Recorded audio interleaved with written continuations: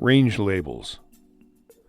Once again, thanks to a reader, hat tip to Peter S., we're diving into a very useful twist on label tracks in this edition of Stuart's Audacity Tips.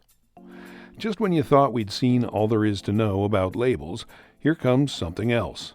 Music producers and VOs alike will find useful nuggets this time, so pass the word. Important note. Readers have pointed out that Audacity's metadata tag features may not be reliable when using multi-file export, as shown in the last edition. Always check your files after exporting. Now back to our regularly scheduled column. We've looked at some interesting ways to use a label track in Audacity recently. Now we're going to look at one more very useful feature of label tracks: range labels. First, what is a range label? So far, the labels we've used are simple labels, sometimes called point labels. They simply mark a specific point in the timeline.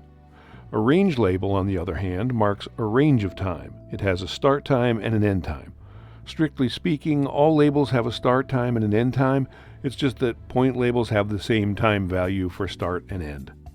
To create a range label, start with a point label by selecting Edit, Labels, Add Label at Selection on the menu, or pressing Command or Control B, then typing the text for the label. The result looks like this. The label marker consists of three controls, a middle circle and two pointers surrounding it on the left and the right. The middle circle is a handle that lets you drag the label along the timeline. The left and right pointers allow you to drag the boundaries of the label to define a range. Once a range has been defined, the label looks like this. Once the label has been turned into a range label, the bar in the middle acts like the circle in the middle of a point label.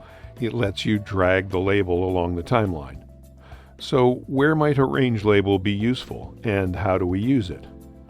A couple of examples came to mind when I was thinking about this topic: 10-second samples of songs from an album and clips from a long-form VO narration. In either case, we have a long recording from which we want to extract some samples. In the case of songs, we may have already defined a label track with a label for the start of each song. Let's start with that and see how we might go on to create our excerpts. Here's the project with a long audio track containing the entire album and a label track with a point label for the start of each track. Before we continue, I'll stop here to mention that you always need to have legal use of the audio you work with. In this case, not only do I own the album in question, I also have permission from the rights holder to use it. Okay, disclaimers aside, let's look at how we can use range labels to get the 10-second excerpts we want.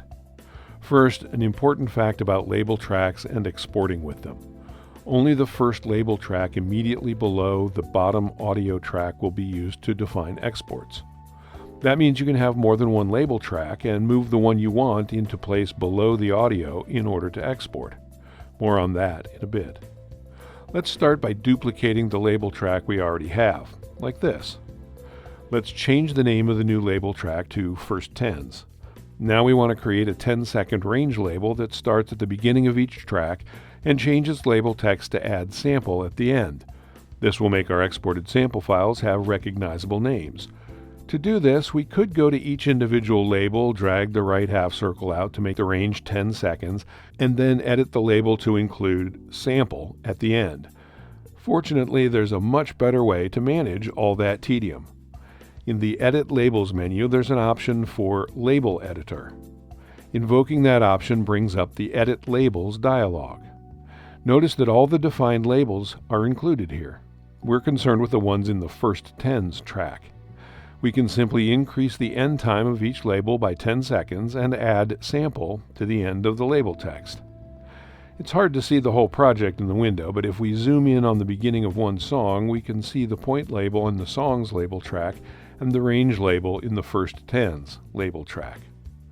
Now all we need to do is move the First Tens track above the song titles track so that it will be used when we do a multiple export. That's it. When we use the Export Multiple option on the Export Audio dialog, just like in the previous edition of SAT, we get a set of 10-second samples with sample at the end of the file name. For my VO readers, you could use the same technique to export excerpts for characters or specific scenes you want to export. The sky's the limit. One reader mentioned that he uses labels to note parts that might serve as teasers or highlight excerpts. Hat tip to Tommy N. And if you come up with a use that makes your workflow easier, let me know about it. Hope this helps. I'm Stuart.